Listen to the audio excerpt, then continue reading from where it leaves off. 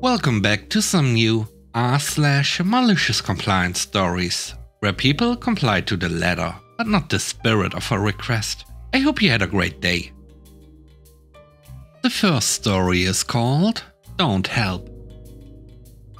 One time, many years ago, I worked in a fairly decent restaurant as a cook.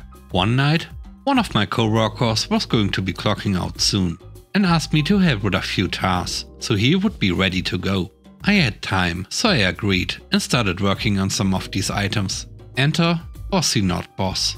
He started complaining and told me that all of those things were that guy's work and I shouldn't be helping. I was pretty new, so I stopped and let it go. Later that night, Bossy Not Boss was getting ready to clock off and asked me to help with some of his items. I pointed out that those were his items and he needed to take care of them. He exploded and even threatened me, but then he just stormed off and had to do all his tasks on his own, while I piddled around in the kitchen. The next story is called Overtime Policy. Years ago, I was working a call center job for a well-known e-commerce site.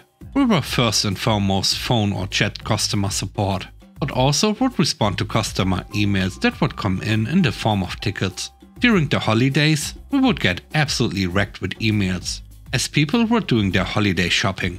The company would routinely understaff during the holidays, and then require us to do mandatory overtime to compensate for the extra calls and emails we received. I was consistently one of their top ticket closers, averaging between 120 and 150 tickets a day, whereas some other employees might average 60 or 70. Mandatory overtime season rolls around, and my boss sends out an email that every employee will be assigned 25 extra tickets each day this week, of which they are expected to stay past their scheduled shift time to complete.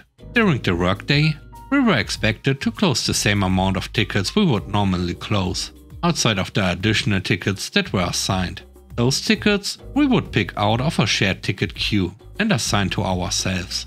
Monday, I come in, knock out the 25 tickets that were pre-assigned to me, and go on my merry way, closing the additional 150 tickets I normally close. Finish by the end of my shift and leave. I was the top ticket closer that day by a wide margin. Boss would leave at 5, but would be checking our time clocks from home to see when we clocked out. Tuesday morning, first thing, my boss pulled me aside for an impromptu meeting, which went like this. I noticed you didn't stay late last night to complete your tickets like everyone else. Correct. I completed the assigned tickets, in addition to my normal workload, without needing to stay late, so I left. Well, if you finished all those tickets within your scheduled workday, that doesn't count as extra work. Those tickets would count as part of your normal work, which means you are in violation of our mandatory overtime policy. Well, as you can see, I am the top ticket closer by a wide margin, and you can also see that I completed the extra work that is expected of me, and then some. So, what is the expectation going forward? The expectation is that you'll stay late, like everyone else, to do the extra work. I didn't feel like arguing much further, and things were getting a bit heated in this discussion. I made it known that it didn't seem fair, that I should be punished for being faster at closing tickets than most of my colleagues, and that I am still completing the extra work, while closing twice as many tickets as everyone else. We seemed to be at an impasse between my having finished what was expected of me and what was actually important to her, which was me being clocked in after hours like everyone else.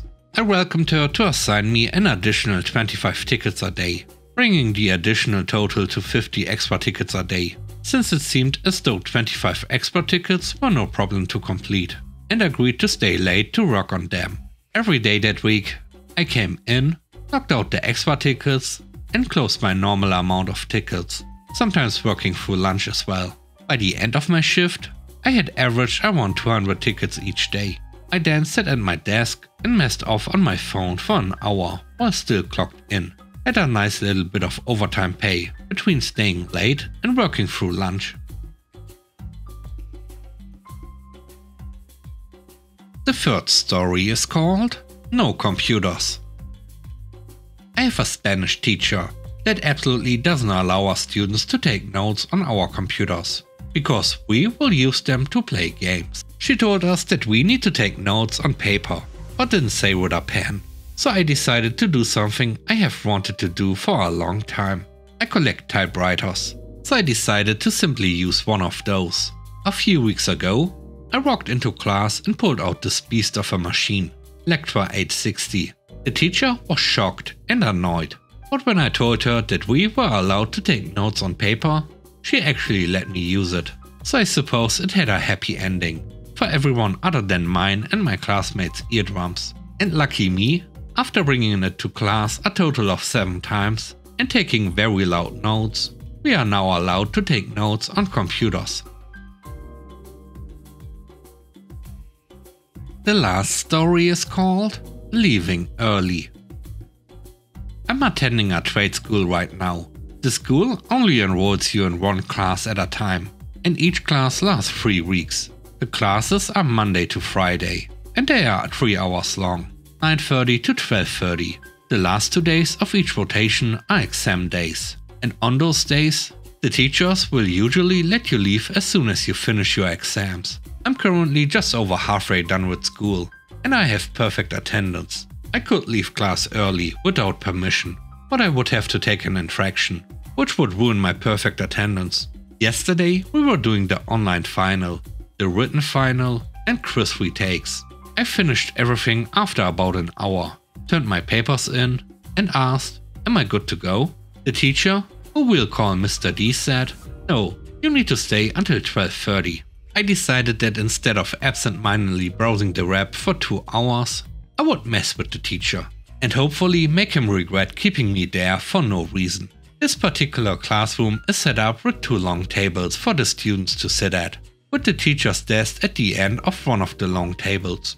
I went back to my seat, pulled my chair out, and faced it towards him.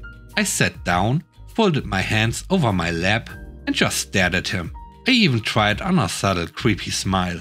I grew up with strict parents, so I knew that I could have easily kept it up for 2 hours if I wanted to. He glanced my way a few times. He started to look uncomfortable.